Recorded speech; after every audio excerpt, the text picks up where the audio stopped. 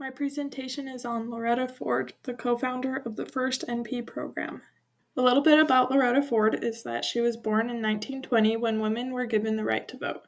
She started her journey as a nurse during World War II, working at various U.S. Army and Air Force base campsites. After finishing her service, she went on to get her bachelor's degree and master's degree in nursing. She had originally started her journey wanting to be a teacher, though she needed something that would offer more financial stability. This is when she found her role of teacher through doing public health nursing and eventually becoming a teacher at the University of Colorado. A little about the background of why she decided to start a nurse practitioner program was because there was a lack of primary care providers. The rights to healthcare were also being scrutinized. She recognized this and realized that many nurses had the knowledge from their practices and even their education, but couldn't use it. So she decided to address it by bringing awareness to the Nurses Council, where she and Dr. Henry Silver started their course on making the first nurse practitioner program. The vision that Ford had for this program was for nurses to have the ability to assess, diagnose, treat, and evaluate patients. A little bit more about how it started. In 1973, there were 65 nurse practitioner programs in the United States. Because of this expansion, nurses were able to help treat more patients in women's health and adult acute care. In the video, Nurse Practitioners, The Legacy of Loreta Ford, Ford says something along the lines of having NPs hasn't just improved the quantity of care, but the quality.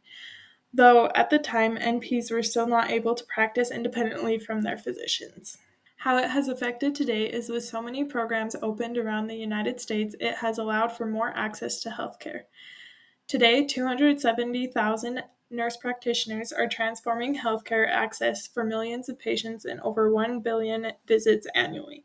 The populations that NPs can now treat include pediatrics, adults, and geriatrics. NPs also treat patients like women's health veterans, those fighting opioid use disorder, patients living with HIV, and many others. NPs are now a lot of Americans' number one choice for primary providers.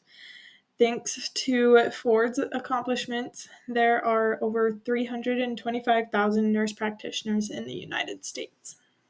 These nurses are now able to get lab tests that they might need without having to wait for a doctor's order. They are also better able to help patients be guided to areas they might need, such as therapy. In 2010, Americans viewed nurses as the most honest, ethical people versus doctors and police officers. I think that eventually all states are going to sign off that nurse practitioners can practice on their own. There is an expected growth of 46% in this field by 2031.